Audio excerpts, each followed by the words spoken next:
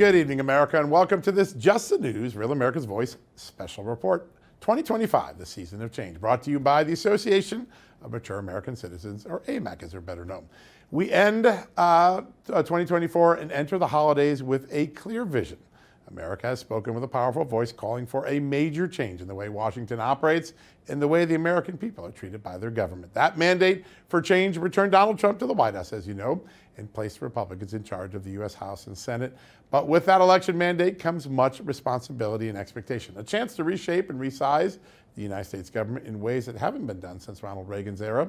Voters expect our government to be made smaller, less costly, more accountable, and more respective of our individual liberties and rights. Donald Trump enters the White House on January 20th, backed by the will of the people, but also facing an extraordinary resistance from bureaucrats and labor unions, Democrats, and woke activists who want to thwart the efforts to restore common sense to the American people and keep the status quo. That's what they want to do. They don't want power returned to the states and the people. Over the next hour, in partnership with our great sponsor tonight, AMAC, or the Association of Mature American Citizens, we are going to talk to some of those who will be on the front lines of this extraordinary battle. If they do their job right, America will be fundamentally changed for the better for a long time. Government is going to be smaller and more responsive. The nation's debt will decline. Americans will have more money in their pocket. Food and basic staples of life like energy will be cheaper, and the world will be safer, and our communities rid of an invasion of illegal aliens that have occurred over the last couple of years. We're very lucky to be joined over the next hour by two members of Congress, Andy Biggs and Eli Crane, both from the great state of Arizona, as well as one of President Trump's new counterterrorism advisors, Seb Gorka, and former White House Chief of Staff, Mark Meadows. It's a great lineup and a great conversation. We'll all have our finger on the pulse of what's going on when it's all done. But first, like we always do at the beginning of these specials, I'd like to bring in my amazing co-host for the evening. She is the CEO of AMAC and one of my good friends, Rebecca Weber. Rebecca, great to have you on the show. Good evening, John. It's so good to be back with you, and I am so thrilled to report that AMAC members accomplished so much in 2024. Over 80,000 messages were sent by AMAC members to congressional members, Joe Biden himself, state legislators, and AMAC Action accomplished so much. So I'm really looking forward to sharing with the American people the great work that AMAC Action accomplished. But today we're looking ahead, and AMAC members are so energized. They are very enthusiastic that President Trump will deliver on his promises made. To them, to AMAC members, securing the border, getting inflation and costs down, extending the Trump tax cuts, ensuring that we have free and fair elections, and reducing crime, accountability in government, all of these things at the top of their list. We have such a great lineup of guests that are going to weigh in on how quickly we can see some of these great issues and initiatives occur. I know that there's a lot of work to happen, and Americans are thrilled. They're excited, and they're ready for change. They sure are. And I've always been proud to be a card-carrying member of AMAC because it is a get-it-done organization. And our first guest, he's a get-it-done sort of guy from the great state of Arizona, Congressman Andy Biggs. Congressman, welcome back to the show. Good to have you on again. Thanks, John. Good to be with you. Good to be with you too, Rebecca. Yeah, great honor to have you on. Sir, I know you've done a lot of thinking about the opportunity that 2025 presents. This is one of those fundamental changes in American history if it's done right. Tell us what's most important to get done and how quickly it has to get done. You have three things you have to get done. You have to get them done quickly. Number one, you have to secure the border. You have to secure the border because that's not only a national security threat, it's also an economic threat. And it is the issue that propelled Donald Trump to a significant victory and gave Republicans a mandate. So that's border security's got to be number one. But number 1A and 1B are going to be, you got to do economic things. And those two economic things are you have to do the tax extension and you have to broaden the tax code with a reduced rate for all Americans. So that's the tax side of things.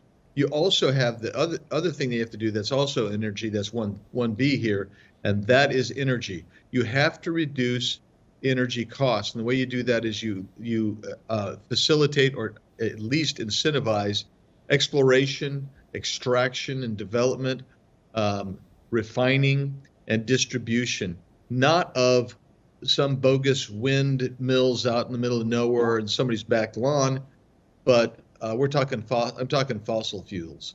Fossil fuels is the answer. Cheap, clean natural gas. We have such an abundance. By the way, California, just think about this. California has perhaps bigger gas and oil reserves than Saudi Arabia. Think about that. And we've got them locked up and kept away. Amazing. Really important to point out. And you, sir, represent a border state. Securing our border has always been a big priority for you. What specific steps do you think will be taken immediately in the first 100 days, really, to regain control and protect Americans?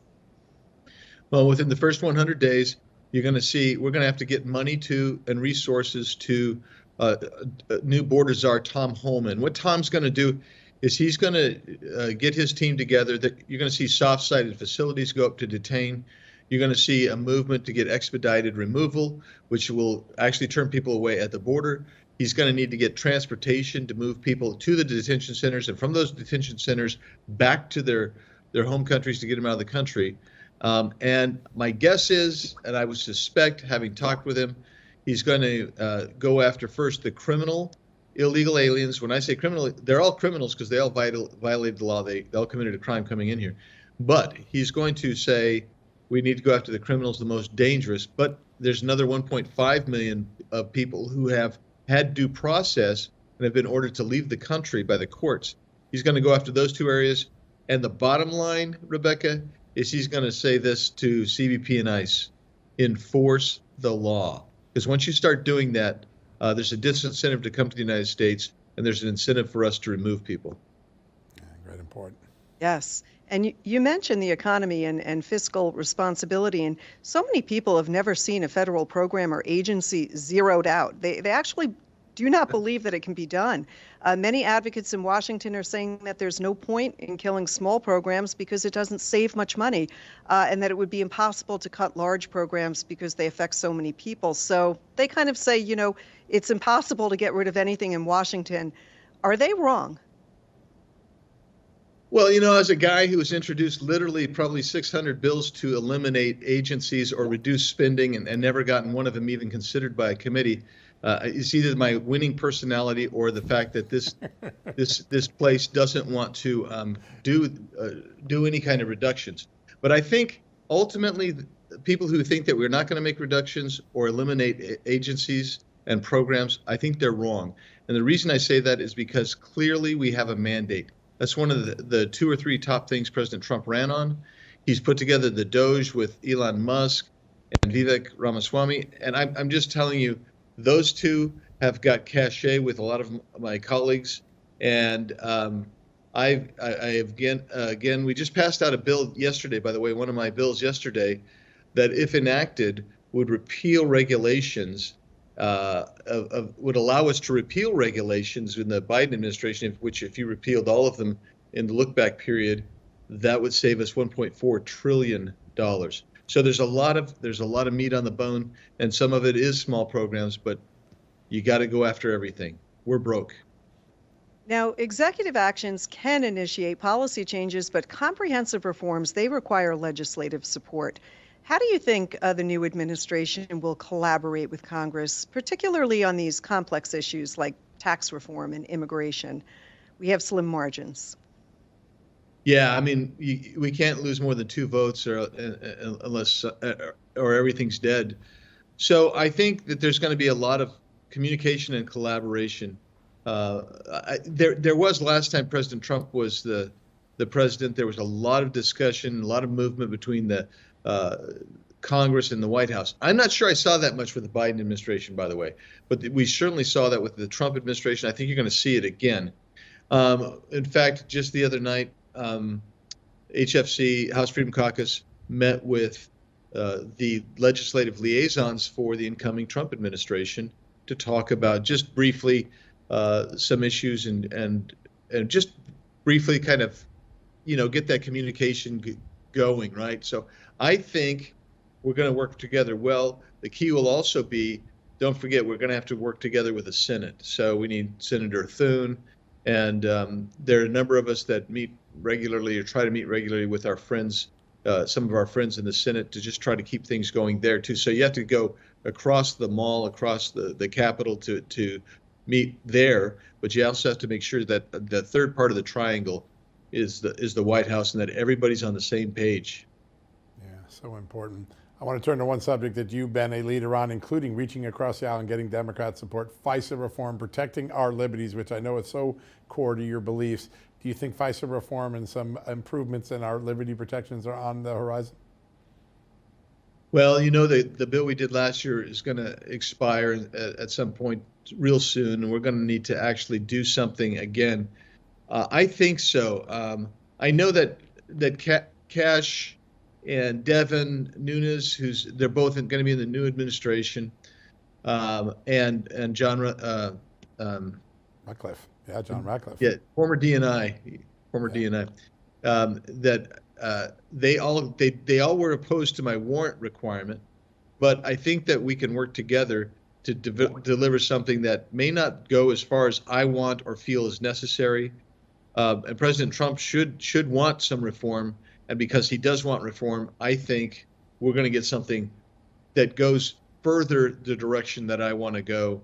May not get all the way there, but sometimes you're going incrementally. But you've got to start ratcheting back and recognizing the privacy rights of Americans have been violated. I mean, we just had 2 reports recently from the Inspector General. Let's not forget one of those was the FBI agents that, or confidential human sources that were actually infiltrating the J6 events that took place, and that's just from the FBI. We don't know about other agencies, and that's just what they cop to. So there's a lot going on there, and we have to acknowledge that the federal government has been weaponized, and we're going to need to step in and make sure that there's warrants and warrant protections, due process protections, according to the Constitution. You've been protecting our pocketbook and our rights for a long time. I think next year is going to be a great year for some of those agenda items. Congressman, a great honor to have you on the show. Merry Christmas. Thanks for joining us today. Thanks for having me. Merry Christmas to both you and your audience. Thank you. Thank you so much, sir. All right, folks, we're going to take a quick commercial break. When we come back, former Trump Chief of Staff Mark Meadows, he's got some ideas what's going to happen next year. He's a big player behind the scenes. We'll have that right after these messages. Hey, America, Donald Trump has done it again. And with his presidential victory and a red wave sweeping the House and Senate, conservatives are back in the driver's seat. But as the fight to restore America begins, now is not the time to get complacent. That's a good piece of advice. You have the chance to be part of this movement, not just as a voter, but as a member of a powerful organization that takes its marching orders directly from you. AMAC, the Association of Mature American Citizens. I'm a card-carrying member. AMAC is the conservatives' alternative to the AARP. We stand for faith, family, and freedom, and we're fighting for the values that make America great. Join AMAC today for only $1 for your first year. What a great deal. That's right, you heard me, $1, but don't wait. The special offer ends on December 31st. Donald Trump is building his team, and you can be part of it. Join AMAC today and help us continue the fight for a brighter, freer future.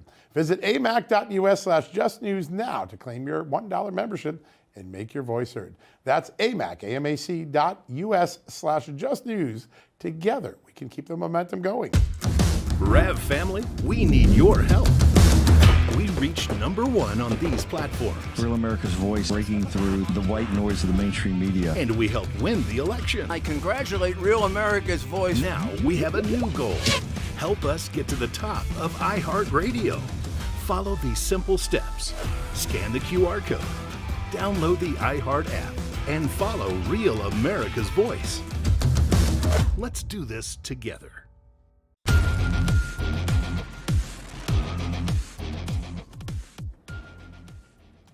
Welcome back, America, to this Just the News, Real America's Voice special report brought to you by AMAC. We're leaning into the 2025 agenda and all that is possible now that President Trump is returning to the White House. Our next guest is a favorite of mine. I watched him in action as he unraveled the mistruths of the Russia collusion caper that the Democrats imposed on the American people. He later became President Trump's chief of staff at the White House. He is one of the most effective leaders in Washington today. He runs one of the most important groups keeping members of Congress honest to their principles, the Conservative Partnership Institute. We're talking about former Chief of Staff and good friend, Mark Meadows. Mark, great to have you on the show. Merry Christmas. Merry Christmas to you both. And John, great to be back with you. You're very kind to give me the kudos on that. But I can tell you that there was this reporter that worked around the clock trying to make sure that the Russia collusion narrative actually got debunked. And had it not been for you and just a handful of others, we wouldn't have seen the truth. So thank you so much. Oh, you're very kind, sir. I just was covering all your good work. It was fun to do. It was fun. All right. There's a big mission ahead. All right. We may have beat some of the censorship. We might have beat some of the lawfare, but changing this country, getting it back on track, making America great again. What are the key priorities that Congress and the president need to do to make sure they deliver quickly on the American people's expectations?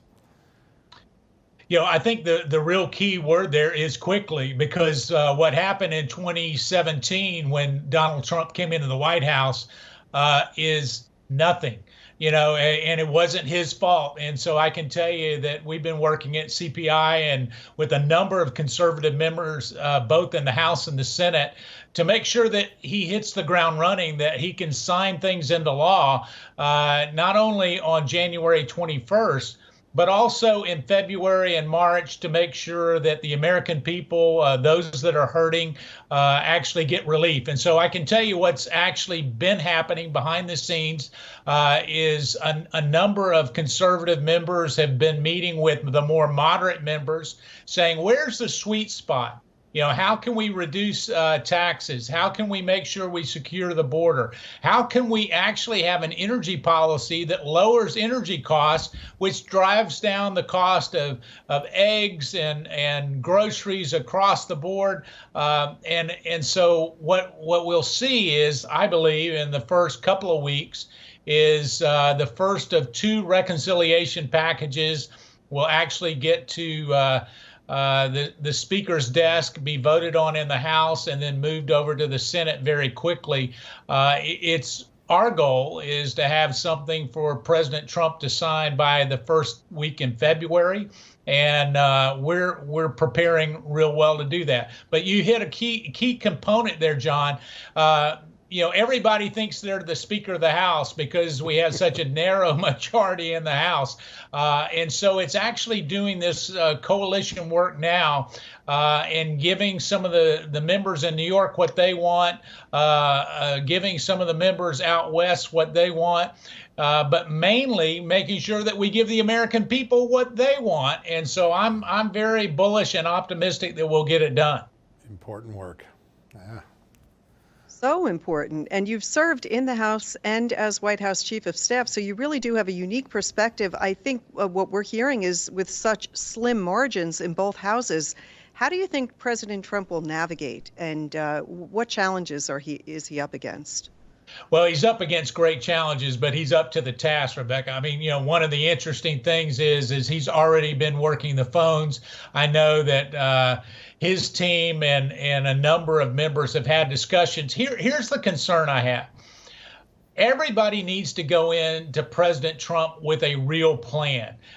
This is how we're going to help the American people. If they sit back and wait and say, well, I'm not sure what Donald Trump wants or doesn't want, let me give you a clue to all those members that are tuned in right now. What he wants is what the American people want and what he promised on the campaign trail. So it's our job to make sure that Congress actually has a product that comes forward there. And then he starts working the phones to actually whip those individuals into shape. If they can't see the light, they need to feel the heat.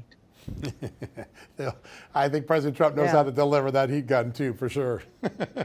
He does. Well, we've seen it, and I think probably the biggest thing is we need to make sure the economy comes roaring back. So I think what you'll do is see not only lower taxes, but hopefully some fast track depreciation to allow manufacturing to return from China and other places to the United States.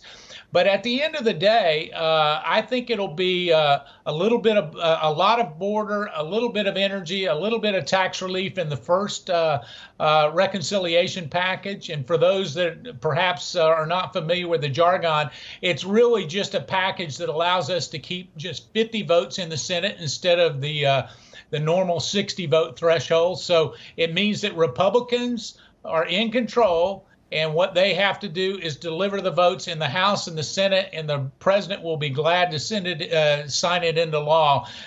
No more fumbles out of the gate like we had in 2017. Great point. And as chief of staff, a lot of people describe that position as a gatekeeper position. How did you manage his time? Are there any strategies that you can offer the incoming chief of staff, Susie Wiles? And listen, Susie's up to the task, is a great pick. She's been working with the president for many, many months on the campaign trail, and so she's up to the task. I guess there's two things I would recommend to her is get lots of sleep now, because you're about to not have any sleep, and subscribe to NoDoz. And then the other part of it is to make sure that what happens is that she continues to be candid with him on what the American people want, because he'll have all kinds of, the swamp will be just all consuming, trying to get him to forget his campaign promises and remember their special interests. And yet the only interest that I have ever heard Donald Trump really specifically talk about is the interest of the American people. It's the hardworking workers, whether they be in Detroit or Florida or in between, the ranchers and farmers. He would always say, well, how does this affect them? And so she needs to be up to speed on that. But listen, she's up to the task. He couldn't have made a better pick. Yeah, couldn't agree more with you. Mark, there is a lot that has to happen on the foreign policy front. And I know the world feels so unstable now. Syria, Russia, Ukraine, we can go all around, Hamas, Iran. There is a clear recognition that the world's about to change and people are already snapping into behavior. What are the most important foreign policy pieces that the president has to keep an eye on and make progress on early?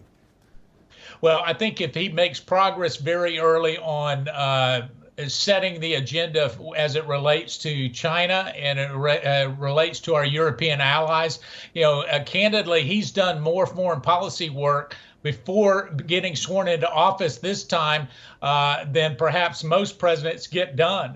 We're starting to see not only is Canada and Europe coming along, but I think very quickly you'll start to see China and the Middle East start to see that Donald Trump means it when he talks about America first. So I think what the big issue has to be is how do you use tariffs as perhaps a stick, but also a carrot to make sure the economy continues to grow, and understand that manufacturing the way that we've done it in the past is not going to be the way of the future. We're going to look at America first. The next is start to actually get out of a lot of these international organizations, whether it be the WHO or others like it. They essentially what they want to do is supplant our superpower with their equal power, and we can't have that. And Donald Trump is already working on that, so he's putting together a good team.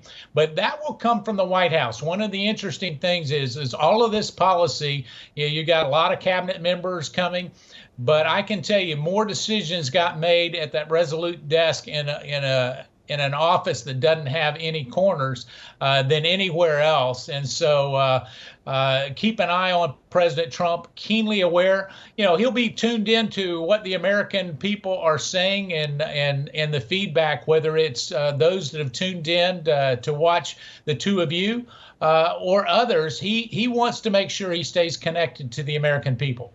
Yeah, very important. That he has, yeah. And he's promised the American people to drive inflation and costs down. How effective do you think DOGE will be in cutting wasteful spending and really ending these grants to left-wing groups and terminating unproductive programs?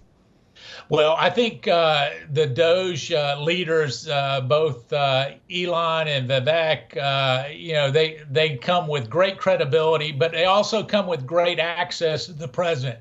A lot of times when you have these kind of initiatives, they don't have access to the president, which means that they don't really have access to get anything done. Listen, there are two types of people that love to spend money in Washington, D.C., Democrats and Republicans. And so in terms of, they've got their work cut out for them. I mean, we saw that today, on the House floor. They've got their work cut out for them. And yet, as we look at that, I think the efficiency the two of them are bringing such credibility and really have been given a mandate not only by the American people but by the president. But there's two ways things happen in Washington, D.C., slow and never. And so I would just encourage them to be tenacious and understand that they've got to do hard work to save America and drive down those prices, as you were talking about. Yeah, such an remarkable opportunity. And all with President Trump, Elon Musk, and Vivek, three bottom line CEOs. That's a different type of way of managing government. It's going to be fun to watch them in action. Mark, what a great honor to have you on the show. Thank you so much for joining us. And Merry Christmas to you and your very special family. Thanks for joining us. Thank you. Merry Christmas. God bless you, buddy. All right.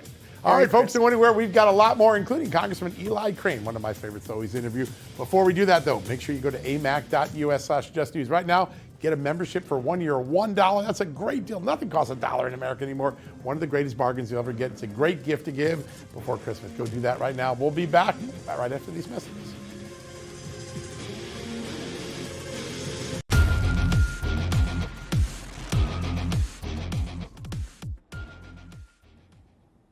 Welcome back, America, to our Just the News, Real America's Voice special report brought to you by AMAC. We are taking a deep dive into what President Trump's priorities will be in his first 100 days. And in order to achieve those priorities, he's going to need a very important partner in Congress, where a lot of the action will be in the first part of the year. I'm still joined with my amazing co-host for the evening, AMAC CEO Rebecca Weber. And now we're going to bring in one of my favorite members of Congress. Every time he comes on the show, we learn something special. He served his country as a special operator in the military. Today, he serves it in Congress. He is from the great state of Arizona. Eli Crane. Congressman, good to have you on the show, sir. Hey, John, thanks for having me. I appreciate it. Great to have you, sir. I know we're still trying to finish up this year's business, and then we've got the real big opportunity in 2025. As you look out into next year, what are the key things that Congress can do to be alongside President Trump, make sure that all of his agenda gets done? Yeah, well, I think the first thing is to get his appointments approved. I think he deserves to take the field with the team that he wants on the field, and I think he's got some very good picks.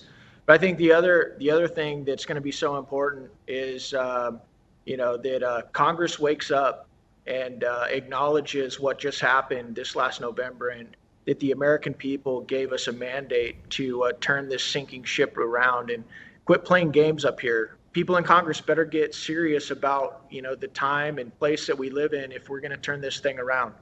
Yeah, so important. Yes.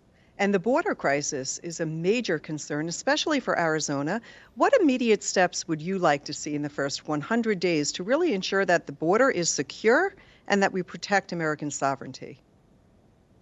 Yeah, well, one of the first things that I'd like to see is I'd like to see this administration quit betraying the American people and selling off, parts of the border wall that the American people have already bought and paid for. That have to replace slats that get cut by cartel members and coyotes all the time so that they can, usher in, more illegal aliens into this country. But I'd love to see us return to many of the policies that President Trump had when he was still in office, like remain in Mexico, end, catch, and release. I'd love to see these NGOs that are funding and flying and busing people all over the country to sanctuary cities and everywhere else. I'd love to see them defunded. President Trump, has some very hawkish and strong border security members in his cabinet, from Tom Homan, Stephen Miller, and others that, have very good plans. They've been working on this for years and years, and I'm very confident he has a team, to get this done. And I'm just hoping that, many members and colleagues here in Congress will get on board and, help him get his agenda across the finish line. Yeah. Important. You've also emphasized, sir, the importance of American energy independence. So what steps should be taken to reduce reliance on foreign energy and really promote domestic production? Yeah, we have a really good bill that we passed this last cycle called H.R. 1. And we have a ton of natural resources in this country that we need to use instead of buying, natural resources, oil, gas, from some of our adversaries that could turn off the spigot at any time. It's almost insanity what we do here in this country. And it's not just with oil and gas, but also with some of the critical minerals that we have. We have a lot of mining in my district, we need to be responsible in how we do it, but we need to use the natural resources that we have in this country. We have a ton of it, but that will really help with many of the inflationary problems the American people are suffering from right now. Yeah, bring down energy, everything else goes with it. By the way, national security ends up going up when you make ourselves more reliant. It's such a great strategy, one I know you've been preaching for a long time. I want to go back to the border for a second because today Senator Mike Lee, a great America First politician, he said that he's introduced legislation that would stop welfare benefits for illegal aliens. A lot of Americans don't know they're paying for that. There's birthright citizenship. There seems to be several things that Congress could put into a border bill early in 2025 to back up the president's executive orders. Do you think there's a lot of support for that in your caucus? I wish there was more support for it, but I do think that, members of Congress understand that not only does President Trump, not only did he get a mandate from the American people, but he also uses the bully pulpit better than, anybody out there. And so there's a lot of concerned and scared members of Congress, I think, to get sideways with President Trump. And so, I'm hoping that this body, like I said, understands that, we're not the ones that got the mandate from the American people. It was the president. We need to get behind, his lead and push as hard as we can, because if we do, and help the president accomplish what he told the American people he wanted to accomplish, there's no reason that we can't, run this town for many, many, many years. That's a great point. Great point. I want to get your take, given your background as a Navy SEAL. The Biden administration's emphasis in the military is really demoralizing. This DEI emphasis. It's hurting recruitment. What can Congress do to reverse DEI initiatives? These are currently in place, and how quickly can that be done? Yeah, well, we've had several pieces of legislation, myself included, that would rid the Department of Defense of DEI initiatives and, really prioritizing that. But I think the first thing that we have to do is make sure that Pete Hegseth gets across the finish line, because Pete has been engaged in this, studying this, and been solely focused on this for a very long time. He's exactly the type of guy that I would love to see take this position. And, Pete's the type of guy, he doesn't mess around. He's not a politician. If he tells you he's going to do something, he's going to do everything he can to accomplish it. And so I think that's one of the very first things that, we have to do. But the bottom line is this: the military is no place for social experimentation.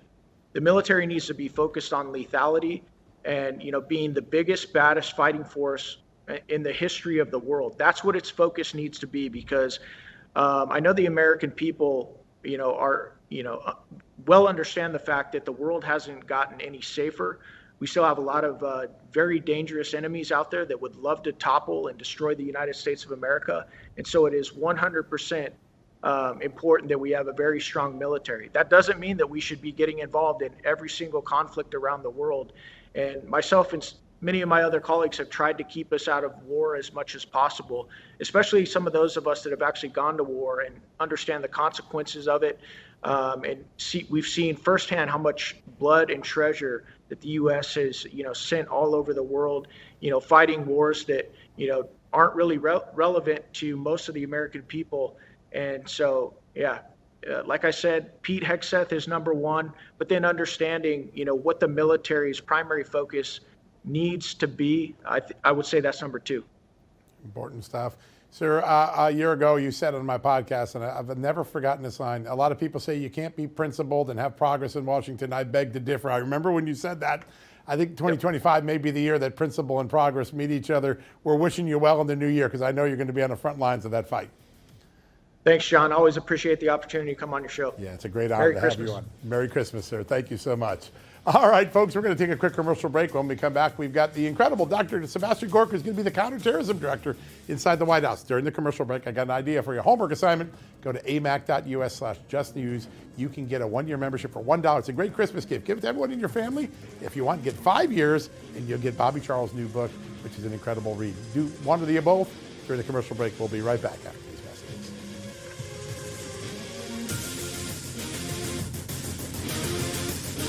Hey, America, Donald Trump has done it again. And with his presidential victory and a red wave sweeping the House and Senate, conservatives are back in the driver's seat. But as the fight to restore America begins, now is not the time to get complacent. That's a good piece of advice. You have the chance to be part of this movement, not just as a voter, but as a member of a powerful organization that takes its marching orders directly from you. AMAC, the Association of Mature American Citizens. I'm a card-carrying member. AMAC is the conservatives' alternative to the AARP. We stand for faith, family, and freedom, and we're fighting for the values that make America great. Join AMAC today for only $1 for your first year. What a great deal. That's right, you heard me, $1, but don't wait. The special offer ends on December 31st. Donald Trump is building his team, and you can be part of it. Join AMAC today and help us continue the fight for a brighter, freer future. Visit amac.us/justnews now to claim your $1 membership and make your voice heard. That's AMAC, amac.us/justnews. Together, we can keep the momentum going. Let's make them wonder. Let's squeeze them for a change instead of them constantly squeezing us. And then, finally, we rally around President Trump. We surround him with support.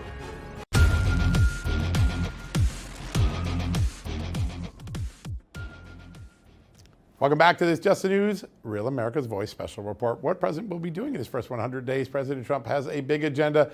No conversation would be complete without a conversation about the world, the security in the world. Joining us right now, the new counterterrorism director to President Trump's National Security Council. He's a deputy assistant to the president and a good friend of our show, Seb Gorka. Seb, great to have you back on.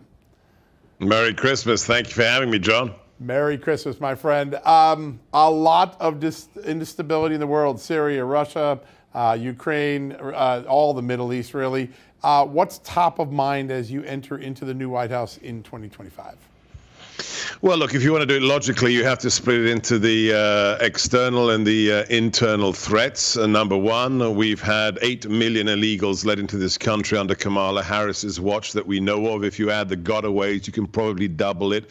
That's 16 million illegals, and we don't know who they are. If just 1% of them are malefactors, cartel members, global jihadists, members of Al-Qaeda, ISIS, Hamas, al-Nusra, those are divisional size assets that have to be identified, neutralized, and removed from the country. I have full faith in Tom Homan, no one better, as Border Czar, Kash Patel at the FBI, Governor Noem at DHS.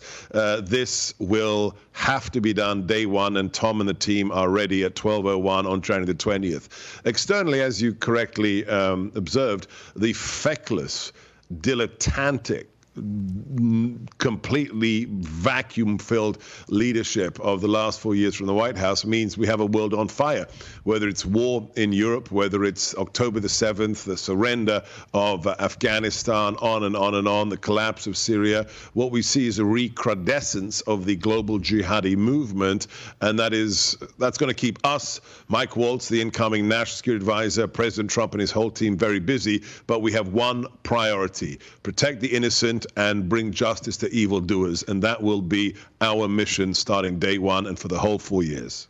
Clarity, something we haven't had for 4 years. That's for sure. Now, Kash Patel, he floated. Go ahead, sir. No, go ahead. Let's talk about Kash. Okay. We love Kash. Yeah, well, Kash floated that he would revoke all security licenses for all 51 former intelligence officers for lying to the American public about Hunter Biden's laptop, amongst other things. What kind of impact do you think that could have on D.C. elites?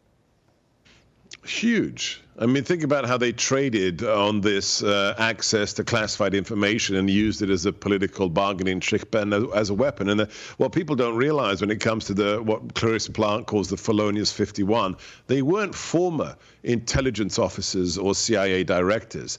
The vast majority of them maintained top secret clearances because of their former positions, or were contractors advising the CIA or the DNI. And the whole felonious letter that said the Hunter Biden laptop isn't real, it's Russian disinformation, which was a lie, was actually orchestrated, we now know, this is declassified, was orchestrated by the then acting CIA director, Mike Morell. So these people have crossed every line, whether it's, the Hatch Act, whether it's abusing their clearances for political purposes, whether it's acting under the color of law to denude people of their civil rights. This has to be dealt with not just by by canceling their security clearances, but also by investigating those who used classified information to take actions which were political. So remarkable. If I could, I want to ask you a question about foreign aid, because we've spent tens of billions of dollars on foreign aid, much of it unaccounted for. How much of that indirectly is undermining our national security? Well, look, there's a famous economist who just said that what is foreign aid? Foreign aid is money that is taken from middle-class people in one country and given to rich, corrupt people in another country. It's not always the case, but if we look at the trillions that have been spent in the last 30, 40 years, not just on stupid wars, but in foreign aid to corrupt regimes, you have to think about the return on investment. I'm not going to speak for President Trump or for Secretary Rubio or for the people who will be running AID, but the only thing that determines President Trump's policy is very simply America first. Whatever that action is, whether it's aid, whether it's political support, whether it's some kind of limited military action, is it to the benefit of the American people? 77 million people said, we want President Trump back, no new wars, we want national sovereignty, we want a border, and as a result, that will be the byword. The president keeps his promises. No action taken unless it is in the interests of Americans, period, end of story. Clarity, so important. Seb, real quickly, I wanted to ask a little bit about the actions the Biden administration has been taking out the door. Long-range missiles going into Russia, assassination of a Russian general, destabilization and removal of the Assad regime in Syria. While not bad itself, there's a power vacuum there now. It feels like they're trying to make the world a little bit more unstable before Donald Trump gets on ship. Yeah, it's truly shocking what we are witnessing. It's hard to decide on any one given day, John, whether it's just, rank incompetence, idiocy, or just some dark, ideologically driven desire to harm America before President Trump takes his oath of office a second time. I'm not trying to be funny or facetious, but I have, one big Christmas request. I would like my Lord and Savior to guarantee one Christmas gift. Biden, Kamala, Jake Sullivan, Lloyd Austin, please don't do anything for the next month. Just don't do anything, because the grown-ups are going to be there in a few weeks' time, and we are the people who have a plan. We're not afraid of acting. We don't want to give billions of dollars to our enemies like Iran. We don't want to let millions of illegals into our country. So just stop it. Go on vacation. Go and eat your, vanilla ice cream, Joe, and just leave it up to the adults. We're going to hit a quick commercial break here, Seb. We, as always, love having you on. Thanks for joining us on this very special conversation. Folks, we'll be right back.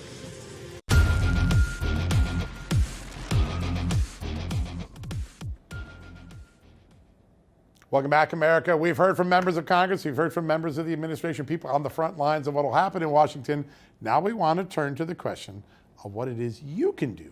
AMAC has 2 million extraordinary members. Then they have incredible grassroots strengths, and we're very lucky to be joined in this final segment, not only by my co-host for the evening, the CEO of AMAC, Rebecca Weber, but also the leader of the grassroots army at AMAC, Senior Vice President Andy Mangione. Andy, great to have you back. Thank you, John. Great to be here. I've always marveled every time AMAC leans its shoulder into an issue, because big things begin to happen. It happens at the state legislature level. It happens at Congress. Next year, the president's going to need all men and women on deck. What is AMAC going to do? And what could people in the audience watching tonight do to get engaged, make sure that we're successful?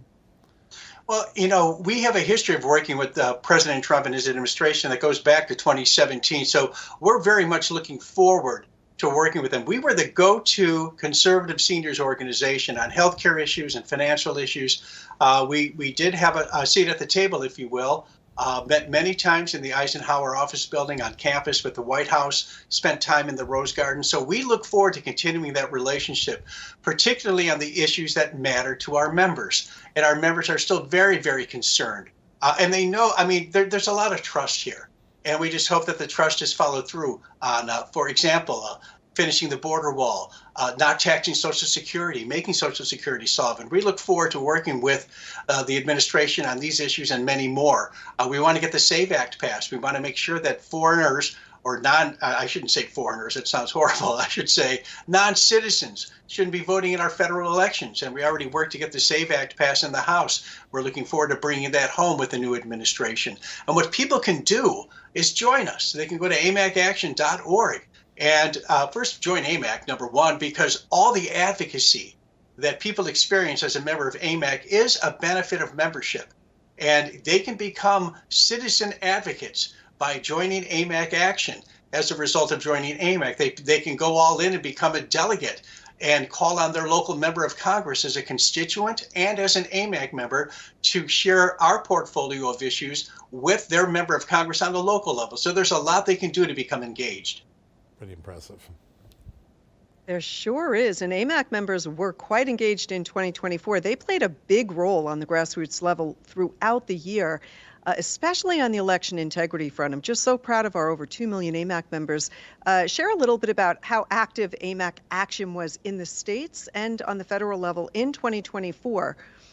Big shout out to our members. Absolutely, Rebecca. We are so blessed to have such an engaged membership. In 2024, we ran call to action campaigns in 41 states. And we were successful thanks to the engagement of AMAC members in getting good bills passed and bad ones stopped in 21 states. Let me give you some of the issues that we covered. AMAC members helped to get legislation passed that protects women's safe spaces like locker rooms, shelters, and restrooms. They got legislations passed that protects children from the radical transgender agenda. They helped get legislation passed that prevents non-citizens from voting, and they stopped ranked choice voting. So, yeah, we were involved in election integrity issues a great deal, but there were also many other issues that our members were involved in that had very successful outcomes. Now, on the federal level, our members they sent over 19,000 messages to the U.S. House of Representatives. This happened in July. I remember it vividly because it happened right around the 4th of July weekend when our members should have been enjoying barbecues and baseball games. But no, they were advocating for the passage of the Safeguarding American Voter Eligibility Act, the SAVE Act. And what this bill does is prevent non-citizens from voting in federal election. It forces secretaries of state in states across the country to clean up their voter rolls. And our members helped get it passed through the House. And their response was so overwhelming that Speaker of the House Mike Johnson specifically shouted out. They gave us a nice shout out to AMAC members for their engagement on this issue. Oh, no doubt. In fact, the last special, the Speaker socialized some of the comments from some of our guests because I think he's watching every day and he knows what AMAC brings to the table. One of the amazing things I experienced last year were the boot camp for boomers. I made lifelong friends. I got people that still text me on the phone, people I met at these great sessions. Next year, there's a chance to keep activating and training people to be very important warriors in the battles ahead. Tell us some of the things that you're going to be doing next year that'll be happening on that front. We're looking forward to supporting AMAC in any effort to resume the boot camps. I mean, if you look back, you were there in Bucks County. Yeah. Trump won Bucks County. He did. You know, that was, I mean, we can connect the dots there. We were in Florida and we were on Long Island. We're looking forward to continuing these boot camps, supporting with the wonderful speakers that show up there, that show up and make wonderful presentations. We're looking from an AMAC Action perspective in some very thorough, comprehensive training, creating more citizen activists, working with the Leadership Institute. We're talking with them right now. I had a great conversation with them this morning to put our members through comprehensive training. For example, as you know, we're an organization of members that are over the age of 50, and they do have time on their hands. So why not run for school board? And the Leadership Institute can address that type of training in the sessions that we want to present to our members and our advocates. We want to generate new advocates with this training. You know, how do you speak to somebody? How do you speak to a member of Congress? How do you organize a campaign? We're going to take it to the next level with regard to training citizen advocates in 2025 through a great relationship that we're building with the Leadership Institute.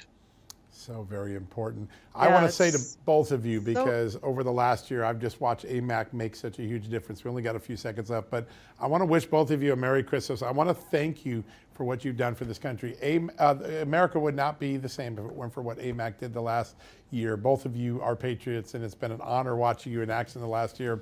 Thanks for making this special, just as special as all the other ones. Thank you. Thank you, guys. Thank you, John. Thanks, Rebecca. We love you guys very much. All right, that's it, folks. We're going to wrap up, but one last homework assignment. It's not too late. Go to amac.us/justnews right now, or point your camera at that QR code.